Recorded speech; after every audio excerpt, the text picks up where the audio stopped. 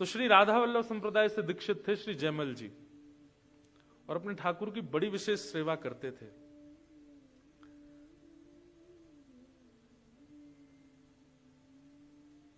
एक दिन वे अपने कक्ष में सो रहे थे और उनको अचानक गर्मी लगने लगी। पहले फैन तो होते नहीं थे, एसी तो थे नहीं, वो कोई द्वारपाल बाहर बैठा बैठा पंखा चलता था ऊपर, वो रस्सी से पंखा चलते रहते थे, ऐसा ही व्यवस्थाएं होती थी।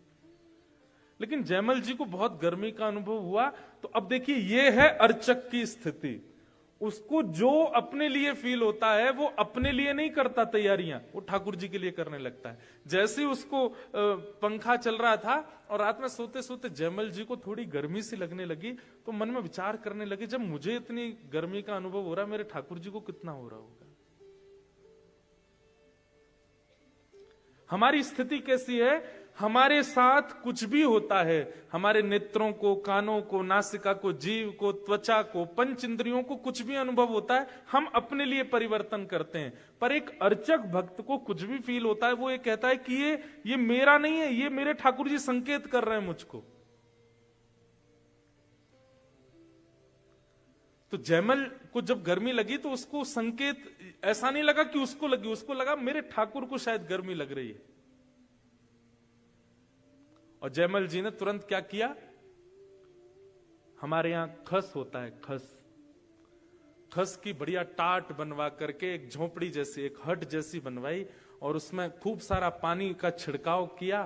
तो उससे उसकी तासील ठंड होती है, बहुत ठंडा लगता है उसमें, बिना पंखे के भी बहुत अच्छा लगता है। अभी गर्मी जब आ जाएंगी ना, जेठ का महीना आएगा, जून जुलाई, आपके यहाँ तो विंटर होता है, हमारे यहाँ समर होता है उस समय।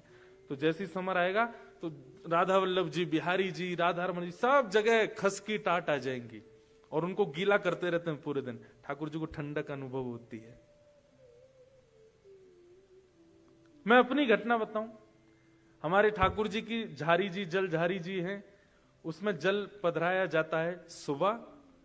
और वैसे तो नियम से तो बहुत बार जल बदलना चाहिए, पर हम कथाओं में और ट्रेवलिंग में इतने रहते हैं, तो हम सुबह जल पधराते हैं, फिर दोपहर में राजभोग के समय और रात्रि शयन के समय। तो रात्रि शयन के समय एक दिन में जल पधराना भूल गया, मतलब चेंज नहीं किया जल, और ठाकुर जी को विश्राम करा के सो गया। रात भर प्यास लगती रही, पानी पीऊं और फिर उठ करके पानी पीते हैं तो फिर थोड़ी देर बाद वॉशरूम जाऊं, फिर आऊं, फिर पानी पीऊं, फिर वॉशरूम जाऊं, पूरी रात नहीं सो पाया। सुबह उठ के जब स्नान ध्यान करके सेवा में गए, तब अचानक याद आया कि ठाकुर जी की जल झारी तो बदली नहीं थी। ऐसे इंडिकेशंस आपकी बॉडी को होने लग जाएंगे, आपके माइंड को होने लग जाएंगे जब आप अर्चन भक्ति में अति विशेष हो जाते हो। आपके ठाकुर जी इच्छा अपनी आपको लागू करके बताएंगे कि ऐसा है। एक बार बद्रीनाथ में कथा थी, तो मैं अपने ठाकुर जी को कथा में बहुत कम लेके जाता हूं। तो वहां जो आयोजक थे वो बोले, महाराज जी आज कथा में ठाकुर जी को लाओ। मैंने कहा ठीक है। लेकिन उस दिन इतनी ज्यादा ठंड थी, मौसम बिल्कुल माइनस में चला गया था, और मेरे कमरे से जो ऐसा ही हॉल था वो काफी दूर था, और कोई गाड़ी वाड़ी नहीं, ऐसे ही लेके आना था पालकी में ठाकुर जी को। तो जब मैं कथा में जा रहा था, मैं सोच तो रहा था ठंड तो बहुत पड़ रही है, ठाकुर जी को कहीं सर्दी नहीं लगे। तो मैंने जाते जाते स्टेज पे बैठते एक पंडित जी को बोला, ठाकुर जी को ना गर्म शॉल उड़ा देना। और मन में ऐसा आया कि इतना तो ठाकुर जी सही लेंगे मेरे लिए ठंड ज्यादा है। आप विश्वास नहीं मानेंगे, ठाकुर जी जैसे ही मंच पर आए और उस दिन की कथा विश्राम होते ही गला चौक, मेरा ही गला बैठ गया, और इतनी ठंड, जाड़ा, रात भर बुखार, खूब दवाई औषधि ले ली लेकिन बुखार उतरा नहीं। ये मैं अपना अनुभव बता रहा हूं। रात में दवाइयां ली, सुबह उठ के दवाई लेने लगा, स्थिति बहुत वैसी हो गई कि अब कैसे कथा करूंगा आज की। पता नहीं क्या मन में आया, मैंने कहा सुनो, एक शुद्ध काढ़ा बना करके ठाकुर जी का भोग लगाओ। और जैसे ही ठाकुर जी का भोग लगाया, सब रो ज्वर उतर गयो, गलो ठीक है लगो, बिल्कुल स्वस्थ हो गए। ये चतुर्थ भक्ति पर तो मैं अपने ही उदाहरण बहुत दे सकता हूं आपको। पाद सेवनम, ठाकुर की सेवा। ये कोई पाषाण नहीं है, वे चैतन्य हैं साक्षात। उनकी उसी भाव से सेवा किया कीजिए।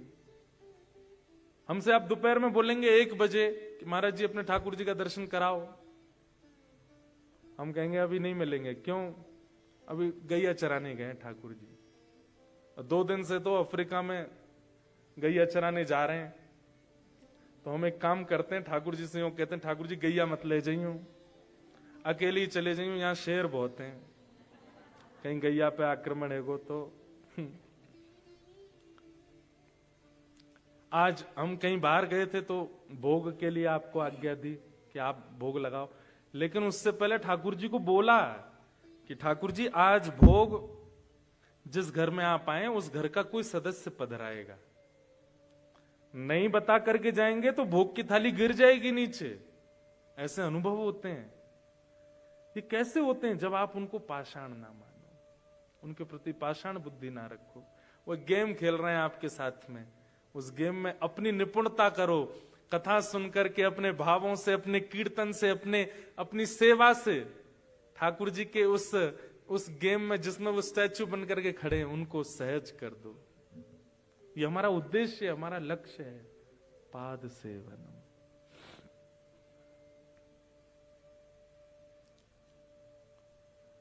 तो जयमल जी का नित्य नियम था कि वो ठाकुर जी के आगे 3 घंटा बैठ करके सेवा करते थे, और सेवा करने के बाद में खूब भाव से ठाकुर जी को भजन कीर्तन और जो भी उनको अच्छा लगता था सुनाते थे। उनके विद्रोही जो उनसे द्वेष मानते थे, जो उनसे लड़ना चाहते थे राजागण, वो जयमल जी को किसी भी रूप में हरा नहीं पा रहे थे। बहुत प्रतापी राजा थे।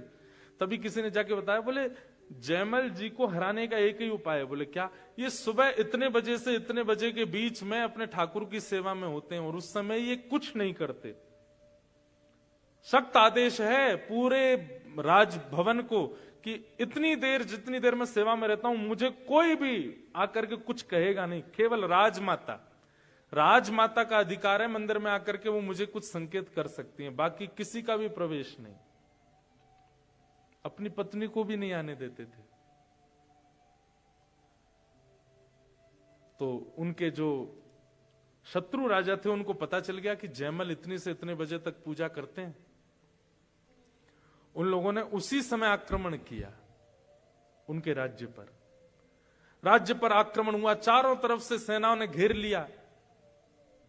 मंत्री, महामंत्री, सेनापति दौड़े दौड़े, सब बोले क्या करें क्या करें। बोले ये तो वो काल है जिसमें राजा पूजा में बैठते हैं और अभी तो काल शुरू हुआ है, अगले 3-4 घंटे तक वो सेवा में रहेंगे। अब क्या करें? इतनी देर जितनी देर वो सेवा में रहेंगे उतनी देर में तो ये पूरा राज्य लुट जाएगा। दौड़े दौड़े मंत्री गए राजमाता के पास, मां आप ही जयमल जी को कहो कुछ करें, वो सेवा में बैठे हैं ठाकुर जी की में। राजमाता को अधिकार था लेकिन इतना भी नहीं था कि कुछ बहुत बड़ा निर्णय लेने के लिए वो मंदिर में जाकर के उनसे कहें कि कुछ करो। बड़े संकोच में धीमे धीमे चरण रखते हुए राजमाता मंदिर में गई। जयमल जी अपने ठाकुर जी को गोद में लेकर के सेवा कर रहे थे। अच्छा, एक और बात, यह भी एक स्वरूप है कि अगर आपके ठाकुर जी सेवा के बड़े हैं, थोड़े उनका भार ज्यादा है, तो खड़े खड़े उनकी सेवा हो।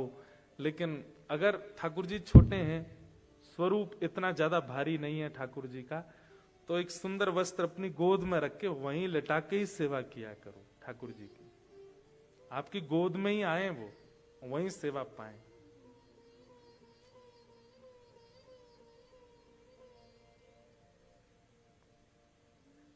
मुझे तो बहुत सारे चरित्र याद आ जाते हैं एक के बाद एक।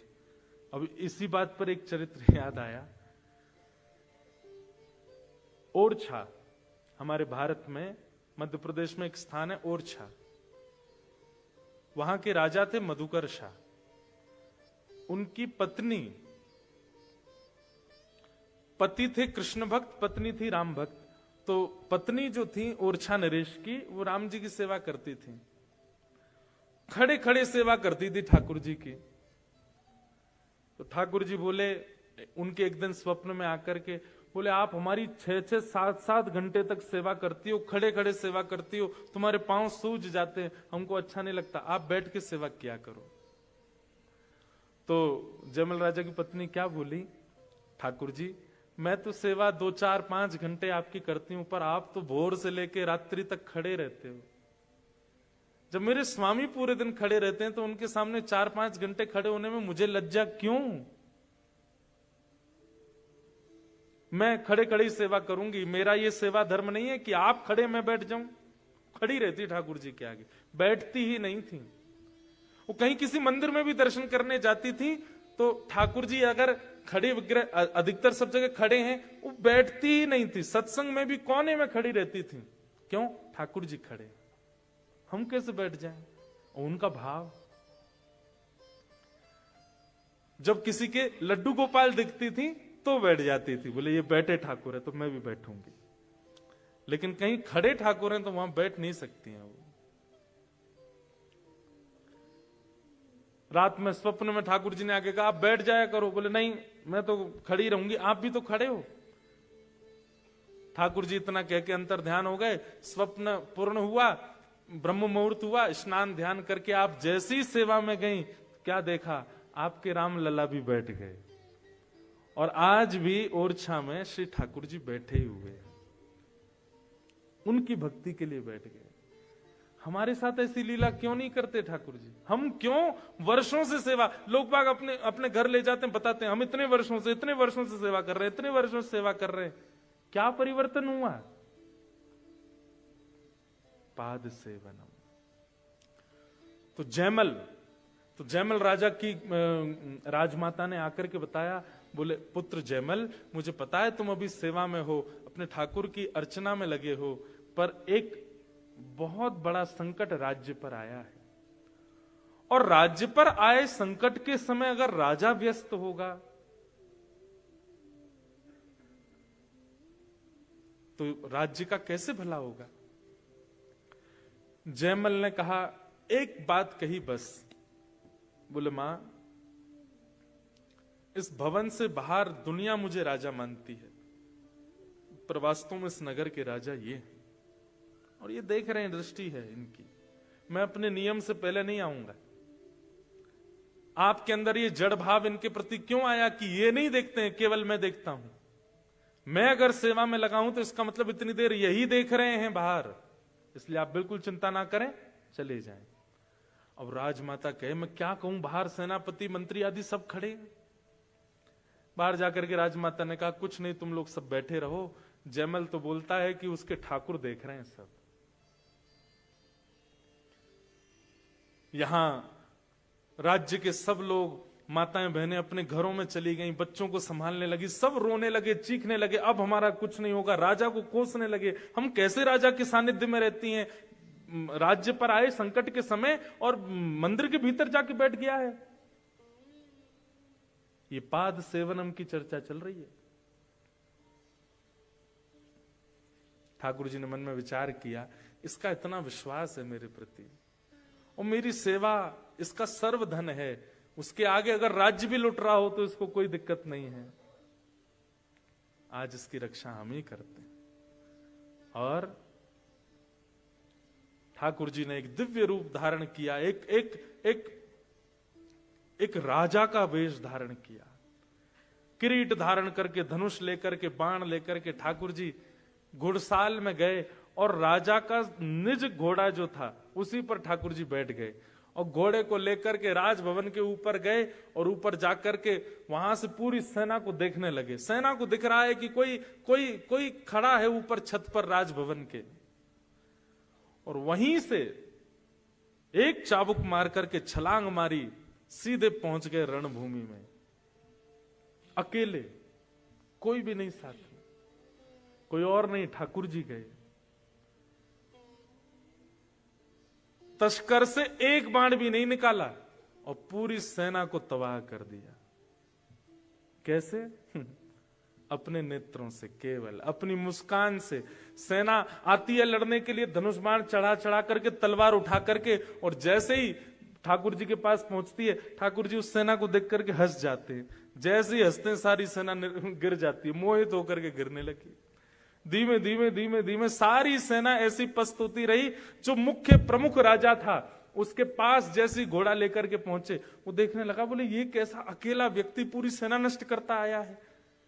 उसके सन्मुख जाकर के ठाकुर जी ने अपनी भौहें थोड़ी सी हिलाई, अपने मुख की एक मधुर मुस्कान से कुछ, ठाकुर जी एक्सप्रेशन किंग हैं हमारे ठाकुर जी, ऐसे ऐसे एक्सप्रेशन बनाते हैं। हमारे चतुर्भुज दास जी कहते हैं, बंक चितय मुस्काए के सुंदर वदन दिखाए। ठाकुर जी बांके मुस्काते हैं, केवल आधा होठ ऊपर जाता है ठाकुर जी का, उतने में ही तो कल सबके प्राण हरण हो जाते हैं। गोपियां गोपी गीत में, वेणु गीत में क्या क्या नहीं कहती ठाकुर जी के रूप के लिए। अधरम मधुरम वदनम मधुरम हसितम मधुरम चलितम मधुरम। श्रीमद वल्लभाचार्य जी द्वारा विरचित मधुराष्टकम। अधरम मधुरम वदनम मधुरम मधुराधिपते अखिलम मधुरम। जैसे किसी भी अत्यंत गुणवान व्यक्ति को आपके सामने खड़ा कर दिया जाए, उसमें भी एक दोष तो आप ढूंढ ही लोगे। वो एक होता है ना, रूप के कॉम्पिटिशन्स होते हैं कई सारे, स्वरूप के, उसमें बहनें भी भाग लेती हैं, भाई लोग भी लेते हैं। हमारे जैसे मिस्टर इंडिया होता है, मिस्टर वर्ल्ड होता है, ऐसे मिस यूनिवर्स और ये सब होते हैं ना। ले आओ पिछले 7 बार की बनी हुई सारी मिस यूनिवर्स और मिस्टर यूनिवर्स को ले आओ, उनमें भी दोष दिख जाएंगे आपको। जिनको पूरे यूनिवर्स का सबसे सुंदर व्यक्ति बताया गया, वो भी दोष युक्त दिख जाएंगे। लेकिन श्रीमद वल्लभाचार्य जी कहते हैं, कृष्ण में आप एक दोष भी नहीं देख पाओगे। दोष की क्रिया कौन कौन सी होती है? बोले वमितम मधुरम। अब वमित करते समय कोई मधुर कैसे लग सकता है? वमितम मधुरम मतलब मुख में पानी लेके उसको उगलना। बोले वो रूप भी अगर आपने कृष्ण का देख लिया तो पागल हो जाओगे, इतने सुंदर लगते हैं। चलते हैं मधुर, बैठते हैं मधुर, हंसते हैं मधुर, नाचते हैं मधुर, बोलते हैं मधुर, सब कुछ मधुर। इसीलिए कहा मधुराधिपते अखिलम मधुरम। बहुत सुंदर है। ठाकुर जी ने पूरी सेना को अपनी केवल रूप माधुरी से मोहित कर दिया। सब पस्त होकर के गिर पड़े। यहां जयमल की पूजा पूरी हुई। जयमल की पूजा पूरी हुई, तुरंत बाहर आए राजमाता, क्या हुआ? कुछ आक्रमण आदि? बोले नहीं अभी तक तो नहीं हुआ है, लेकिन अब तुम देरी मत करो, जल्दी अपने कवच आदि पहनो, निकल जाओ युद्ध के लिए। पूरी सेना को आज्ञा कर दी, जाइए सब लोग तैयारी कीजिए, द्वार पर जाके खड़े हो जाइए, अब मेरी पूजा पूरी हो गई, अब तक तो ठाकुर जी रक्षा कर रहे थे, अब मैं जाऊंगा युद्ध के लिए, मेरा घोड़ा लेकर के आओ। महाराज वो घोड़ा हांफता हुआ आ रहा था। जयमल बोला इस पर कोई दौड़ के गया था क्या? नहीं महाराज, घुड़साल में ही खड़ा था। पांव देखे तो पांव में मिट्टियां लगी थी। बोले कोई तो गया। अब इतना सोचने का समय नहीं है, इस पर बैठो। जैसे ही बैठा, कस्तूरी की ऐसी अद्भुत सुगंध उस घोड़े में से आ रही है। उसको संकेत तो हो रहा था कुछ तो अलग है। जैसे ही उसने चाबुक खींची, द्वार खुला राज्य का। बाहर जाकर के देखा सारी सेना सो रही है। दूर दूर तक सारे सैनिक पड़े हुए, लेटे हुए हैं, कोई भी युद्ध के लिए नहीं खड़ा है। जयमल बोला ये क्या हुआ है? पूरी सेना देख करके आश्चर्यचकित बोले हमें नहीं पता महाराज। सबको देखा तो कोई मरा नहीं है, सब लोग पड़े हैं बस, हाँ हाँ, अपने हृदय पर रख करके, मानो जैसे किसी पीड़ा में कोई पीड़ित रोता है, ऐसे सब रो रहे हैं। जयमल सबके पास घूमता हुआ जैसे मुख्य राजा के पास गया, उसको देखा तो वह भी बस अपने हृदय पर हाथ रख करके, नेत्रों से अश्रुपात हो रहे हैं, पूरा शरीर कांप रहा है। जयमल अपने घोड़े से उतर करके गया, उसके मुख पर जल डाला। ए भाई, तुम युद्ध करने के लिए आए थे और युद्ध तो किया नहीं, ये तुम्हारी स्थिति क्या हो गई? क्या क्या बात है? राजा को होश आया, जयमल के चरण पकड़ लिए और चरण पकड़ करके बोले, मैं तुम्हारे सामने नतमस्तक हो जाऊंगा, अपने राज्य को भी तुम्हारे चरणों में न्योछावर कर दूंगा, केवल उस सेवक, अपने उस सैनिक का दर्शन करा दो जिसको तुमने अभी भेजा था। ऐसे सुंदर नेत्र, ऐसी सुंदर नासिका, ऐसी सुंदर मुस्कान, उसका मुखमंडल इतना इतना लावण्यपूर्ण।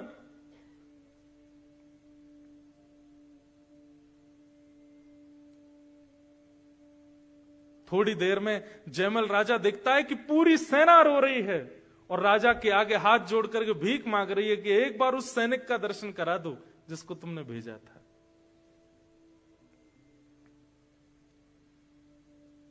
जयमल आश्चर्य में है, कौन सैनिक आया ऐसा? अपनी सेना से पूछा, कोई गया था क्या बाहर? बोले, हम में से तो कोई नहीं गया।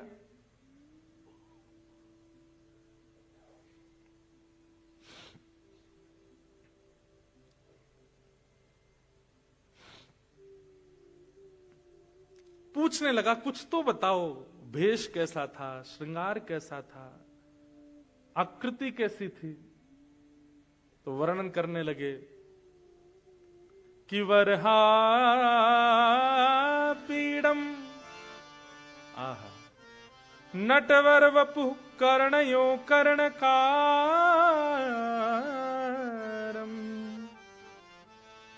बोले, सैनिक तो धनुष बाण लेकर के चलते हैं, पर उसके धनुष बाण तो तस्कर में ही रखे थे, धनुष लटका ही हुआ था।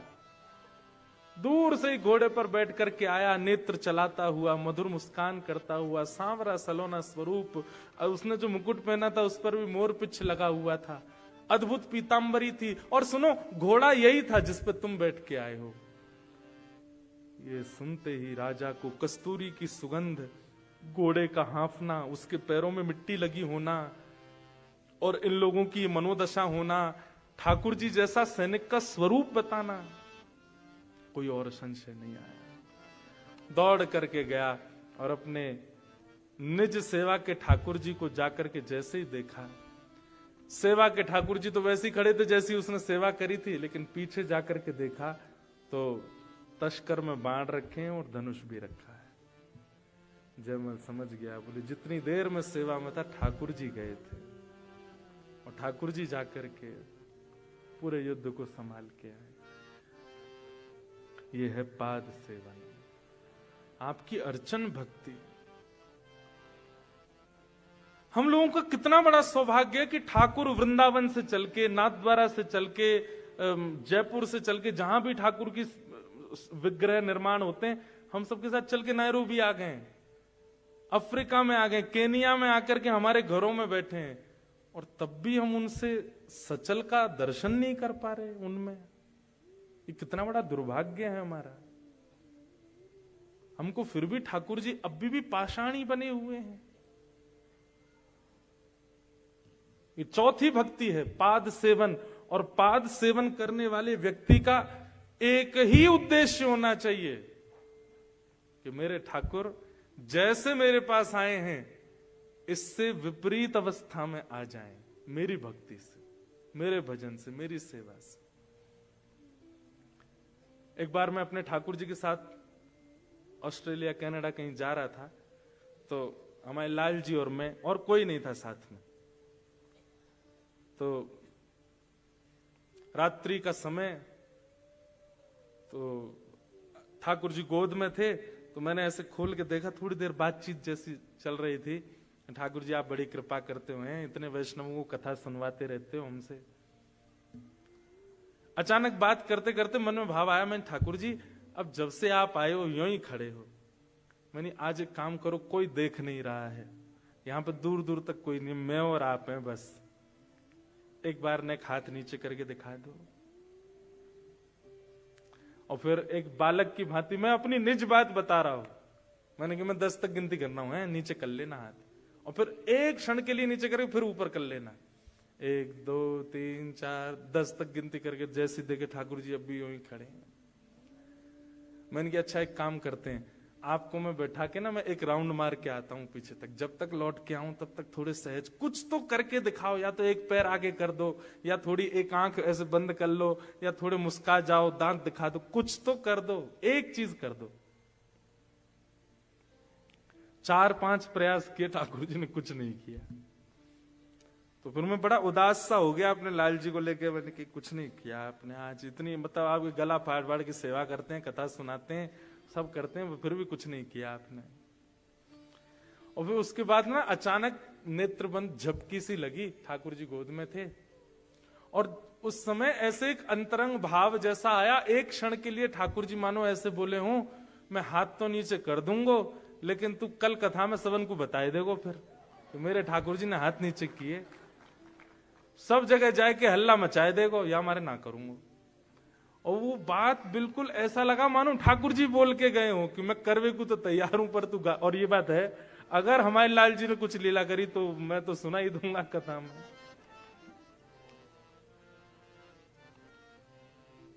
भैया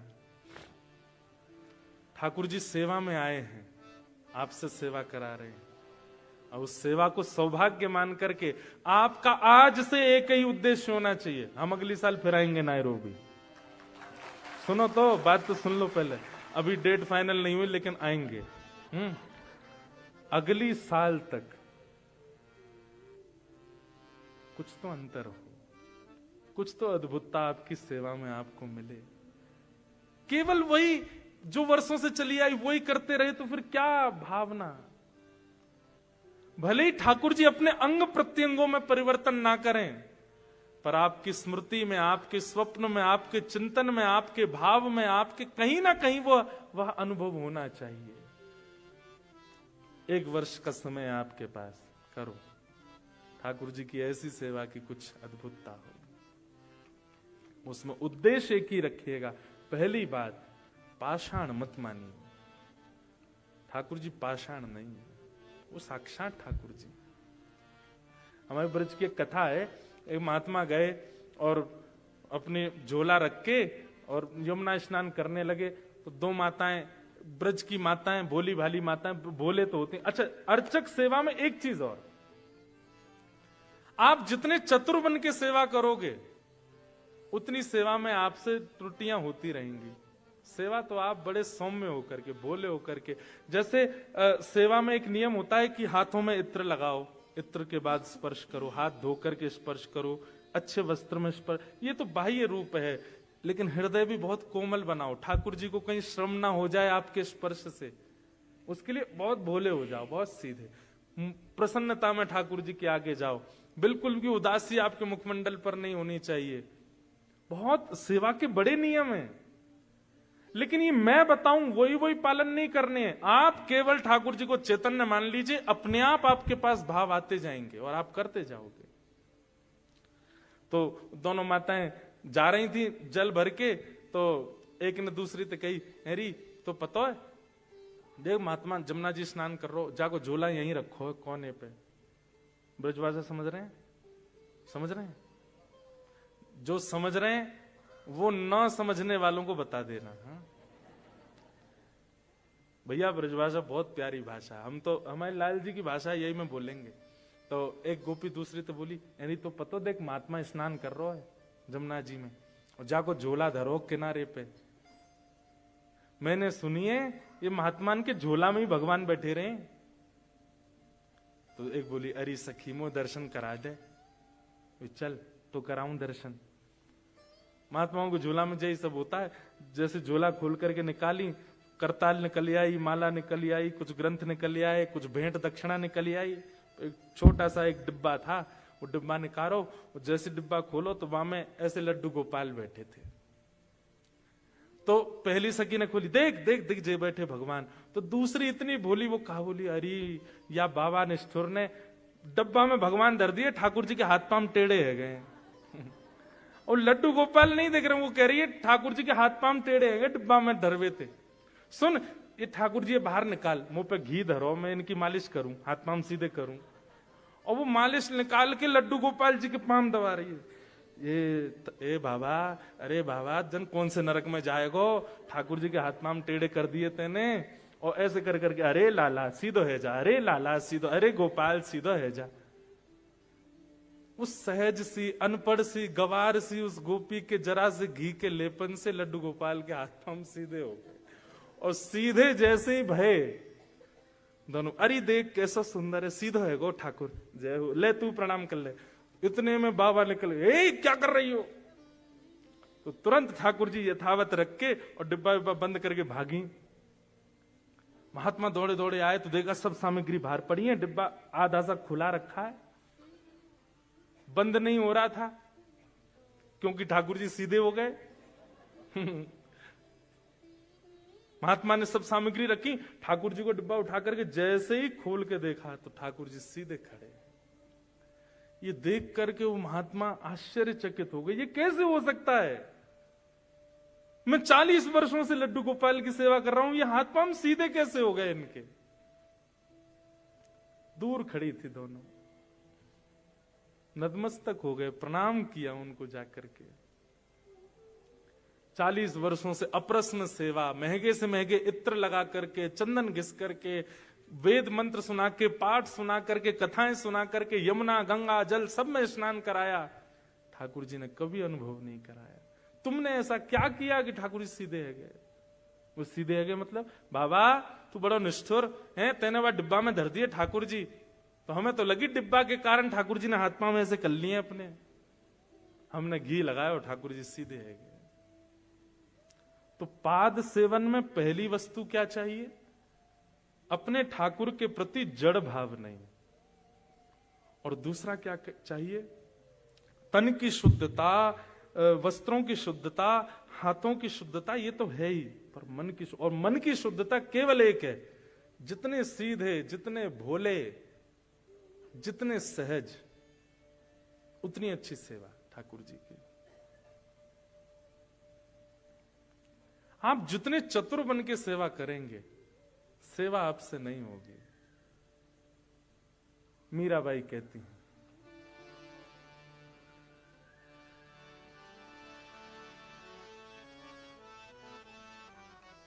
वाह, हे मायरी मायरी मायरी, मैंने लियोरी गोविंदा मोल रे, मैंने लियोरी गोविंदा मोल रे, मैंने लियोरी गोविंदा मोल रे, मैंने लियोरी गोविंदा मोल रे, मैंने लियोरी गोविंदा मोल। आइए, मायरी मायरी, ओ मायरी मायरी मायरी मायरी मायरी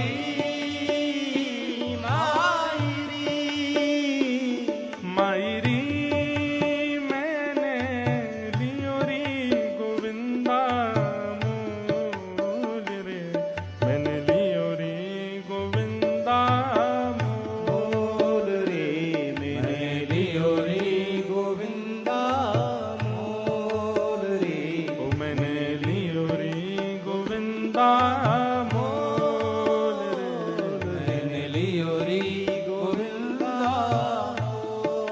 और कोई कहे सस्तो, कोई कहे महंगो, कोई कहे सस्तो, कोई कहे महंगो, कोई कहे सस्तो, कोई कहे महंगो, कोई कहे सस्तो, कोई कहे महंगो, हे कोई कहे सस्तो, कोई कहे महंगो, कोई कहे सस्तो, कोई कहे महंगो, हाँ कोई कहे सस्तो, कोई कहे महंगो, कोई कहे सस्तो, कोई कहे ओ महंगो। मायरी मायरी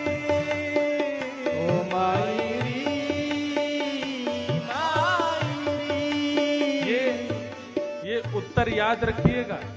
कोई आपके ठाकुर जी को पूछ के गए कहां से लिए, कितने के लिए, कैसे लिए, ये याद रखो।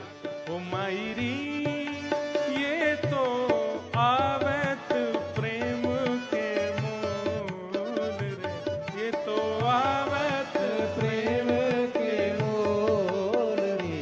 ओ मैंने लियो रे गोविंदा मोल रे, मैंने लियो रे गोविंदा मोल रे। ओ मैंने लियो रे गोविंदा मोल रे। मैंने लियो रे गोविंदा मोल। श्री वृंदावन बिहारी लाल की। करताल बजा के गाओ। कीर्तन में ताली नहीं बजाएंगे तो अगले जन्म क्या होगा पता है ना सबको। ये हमारे बजा के गाओ। श्री राधा रमन लाल की।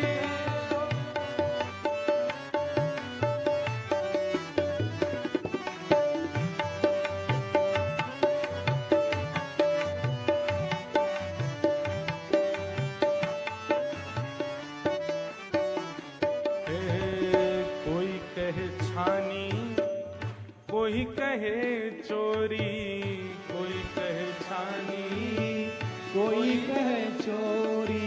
मीराबाई से कह रहे हैं तुमने किसी से छीना है क्या इनको? कोई कह रहा है तुम इनको चोरी करके लाइए हो क्या? ओ कोई कहे छानी, कोई कहे चोरी, कोई कहे छानी, कोई कहे चोरी। कोई कहे छानी, कोई कहे चोरी, कोई कहे छानी, कोई कहे चोरी। मैंने एक बात कही थी ना कि भाई प्रेम जब दिया जाता है तो आप नोक झोंक कर सकते हो, आप लड़ सकते हो, आप डांट सकते हो, आप क्रोध में कुछ भी बोल सकते हो। मीराबाई कह रहे हैं जब ते जे आयो है मेरे पास तब ते कोई कछुके, कोई के कारो, कोई के गोरो, कोई के हल्को, कोई के पतरो, कोई के भारी, कोई के छानी, कोई के चोरी। मीराबाई कह रही है अरे भैया मैंने लियो री बजंता ढोल रे। ओ मैंने लियो री बजंता ढोल रे। ओ मैंने लियो री बजंता ढोल रे। ओ मैंने लियो री बजंता ढोल रे। ओ मैंने लियो री गोविंदा मोल रे। ओ मैंने लियो री गोविंदा मोल रे। ओ मैंने लियो री गोविंदा मोल रे। मैंने लियो री गोविंदा। और अंतिम और बड़ी विशेष बात, ठाकुर की सेवा आपको मिली कैसे? मुझे और आप सबके पास ठाकुर जी आए क्यों हैं? मीरा के प्रभु गिरधर नागर, मीरा के प्रभु गिरधर नागर। मीरा के प्रभु गिरधर नागर, मीरा के प्रभु गिरधर नागर। हे गिरधर नागर नटवर नागर, गिरधर नागर नटवर नागर। हे गिरधर नागर नटवर नागर। गिरधर नागर नटवर नागर। ओ ये तो पूरब जन्म को मेल रे। ये तो पूरब जन्म को मेल। आपके पास अगर ठाकुर जी सेवा करा रहे हैं, कि आपकी सामर्थ्य नहीं है कि आप वृंदावन से ठाकुर जी को ले आओ। ठाकुर जी अगर आपके पास आए हैं तो ये निश्चित ही आपका कोई पूर्व जन्म का संस्कार है। आप किसी रूप में ठाकुर जी की सेवा में पहले रह चुके हैं, किसी त्रुटि के कारण वो सेवा छूट गई होगी, इसलिए ठाकुर जी दोबारा आए हैं। ये तो पूरब जन्म को मेल रे। ओ ये तो पूरब जन्म को। आइए भाव से। मेल। ओ मैंने लियो रे गोविंदा मोल रे। मैंने लियो री गोविंदा मोल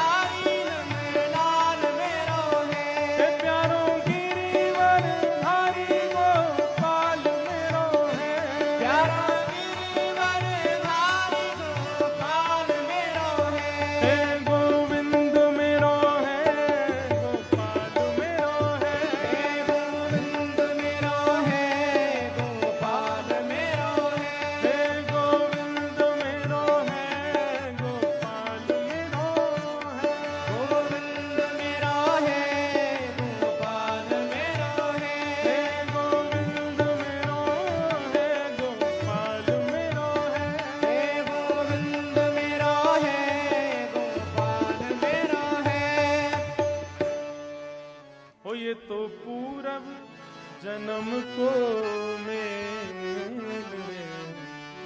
मैंने लियो री गोविंदा मोर। मीराबाई कह रहे हैं। अच्छा देखो, अगर पूर्व जन्म का संयोग नहीं होगा तो ठाकुर जी आकर के भी चले जाएंगे।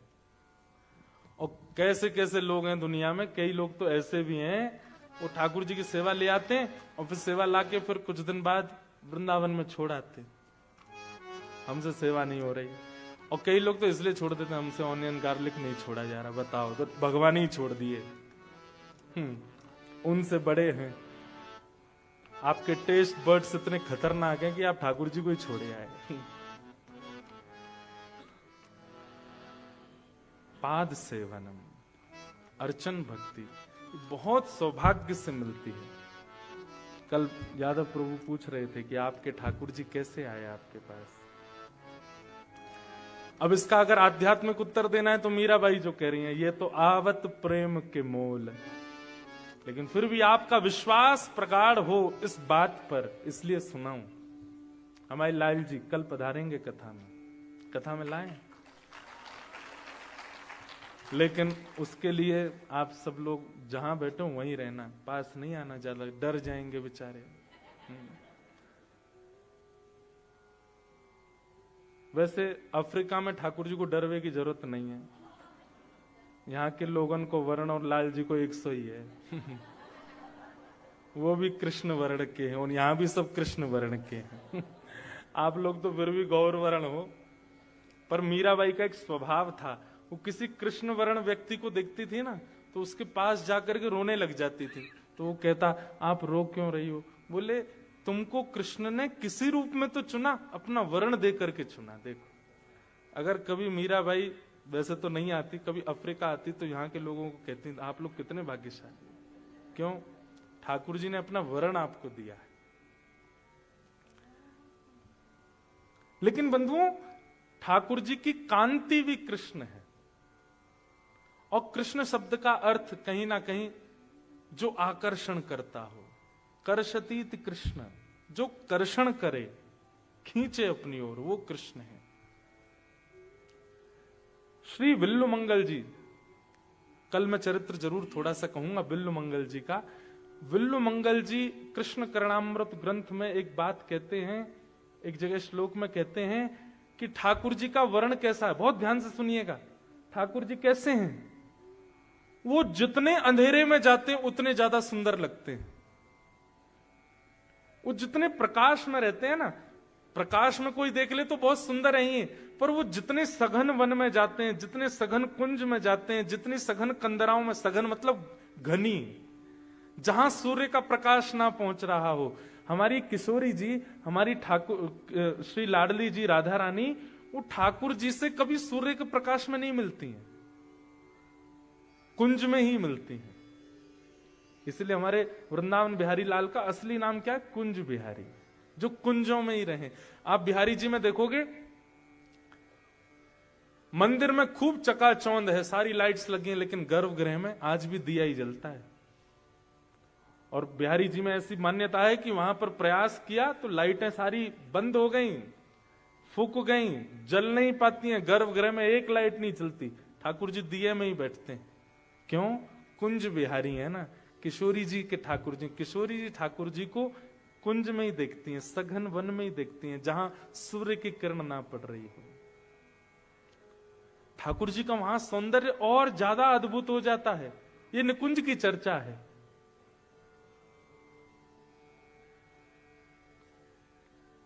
कुंज बिहारी। तो हमारे ठाकुर जी कैसे हैं? जितने सघन में जाएं उतने ज्यादा प्रिय लगते हैं, प्यारे लगते हैं। पता नहीं किस भाव में मैं ये बात सुना रहा था, भूल गया। हाँ, ठाकुर जी का वर्ण कैसा है, कांति कैसी है? कृष्ण कांति। तो कल प्रयास करेंगे कि लाल जी आए, पर हमारे लाल जी इतने छोटे से हैं, आपको दिखेंगे नहीं दूर से। तो देखेंगे कोई व्यवस्था ऐसी स्क्रीन की लगेगी तो दर्शन हो सबको। और हमारे ठाकुर जी की एक बात और है, वो पूरी कथा में नहीं बैठते, पूरी कथा नहीं सुनते। वो आएंगे कथा जब विश्राम हो रही होगी तब आते हैं। तो हमारे लाल जी कैसे मिले? आज जिस कथा में मैंने एक पद का जिक्र किया था, गोवर्धन वासी सांवरे तुम बिन रहो न जाए। बंधुओं, ये पद नहीं है, ये साक्षात भगवत प्राप्ति का मंत्र है। ये हम खुले मंच से कह रहे हैं आपसे। दर्शन को नैना तपे, वचन सुनन को कान, मिलवे को हियरा तपे, हिय के जीवन प्राण, गोवर्धन वासी सांवरे, गोवर्धन वासी। ये हमारे पूज्य नाना जी पंडित श्री कृष्णलाल शास्त्री, उन्होंने ये पद मुझको पहली बार सुनाया और मुझसे कही, लाला तो पे इतना बढ़िया गौरव है, वैष्णवन के काजे या पद को रिकॉर्डिंग करवा। हमने गा दिया। गा करके पुष्टि मार्गीय वैष्णव, तो ऐसा कोई पुष्टि मार्गीय वैष्णव होगा ही नहीं जिनके घर में ये पद नहीं चलता। सब सुनते हैं और सब हमारे वृंदावन के रसिक भी खूब इस पद को सुनते हैं, गाते हैं। तो मैंने कही, नाना जी आप पद में ऐसो कहा विशेषता, आपने इतने लाखों पदों में यही पद मुंह को क्यों दियो? बोले क्योंकि या पद को ठाकुर जी ने वरदान दियो है कि जो भी या पद को नित्य गावेगो एक दिन मेरी प्राप्ति करेगो। तो नाना जी की मैंने की, ऐसे तो बहुत स्तुतियों को, बहुत कथाओं को ऐसा वरदान मिला हुआ है, पर नाना जी की वो बात सार्थक हुई 2019 में, नाना जी के भगवत धाम गमन के बाद। तो हमारे यहां ऐसा नियम है कि वल्लभ कुल में जब किसी का ब्याह होता है ना, तो वो लोग प्रथम दर्शन श्रीनाथ जी का करने जाते हैं। तो हमारी सबसे छोटी बहन, मुझसे 3 बड़ी बहन है, तो उनमें सबसे छोटी वाली का ब्याह वल्लभ कुल में हुआ है। उनका नियम है कि वो नाथ द्वार जाते हैं दर्शन करने के लिए श्रीनाथ जी। आज से 500 वर्ष पहले अजब कुमारी नाम की एक भक्त थी, उसके लिए ठाकुर जी गिरिराज जी से नाथ द्वारा राजस्थान आ गए और वहीं आकर के विराजमान हो गए। तो नाथ द्वारा दर्शन का उनका प्रस्ताव, मुझे भी फोन आया, बोले कि हम सब जा रहे हैं, आप भी चलो। पहली बार दर्शन करने गया था नाथ द्वार। मतलब हमारे गिरिराज जी के मुख्य स्वरूप श्रीनाथ जी जहां विराजते हैं, उदयपुर के पास राजस्थान में। वो भी कथा सुनाऊंगा कि वो वहां कैसे आए, क्यों आए। तो पहली बार दर्शन करने के लिए गए, तो मन में एक भावना थी कि नाना जी ने वो पद गवाया था, गोवर्धन वासी सांवरे, वो गोवर्धन वासी सांवरे यही हैं, उनका दर्शन करने जा रहे हैं। तो जैसे ही मंदिर में गए, मंदिर में ठाकुर जी को देखा, उर्द बाहु, दूसरी भुजा कमर पर, नीचे नजर, ठाकुर जी ऐसे मंद मंद मुस्काए खड़े हैं। तो एक जैसे गांव का व्यक्ति शहर चला जाए तो गांव के दूसरे लोग जाकर के उसको ऐसे देखते हैं कि अरे हमारे संग वापस चलना। तो एक वैसी भावना प्रकट हुई। मैंने कि जय जय, यहां राजस्थान में आप विराज रहे हो, वापस चलो ना ब्रजमंडल, वहीं विराजो ना गिरिराज जी पर। और श्री चतुर्भुज दास जी कहते हैं, युग युग अविचल राखिए यह सुख शैल निवास, श्री गोवर्धन रूप पे बलि जाए चतुर्भुज दास। युग युग अविचल राखिए, हे नाथ आप गिरिराज जी को कभी मत छोड़ना। इसलिए आज भी श्रीनाथ जी के चारों तरफ गिरिकंदरा है, इन्हीं के साथ ही रहना।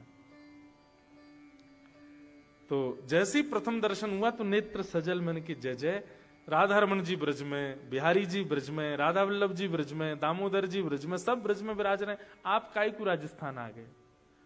और चलो पहले आ भी गए होंगे, अब वापस चल दो हमारे संग। बस वो भाव था।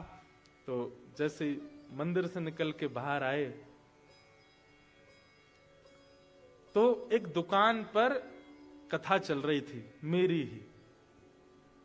मैंने कही मेरी कथा कौन सुनो भैया? उस समय हमको इतना लोग जानते भी नहीं थे। तो मैं सुनते सुनते पहुंच गया, मैं कौन सुन रहा है कथा। तो एक मूर्तिकार जो ठाकुर जी का विग्रह बनाते थे, उनकी दुकान पे वो कथा चल रही थी।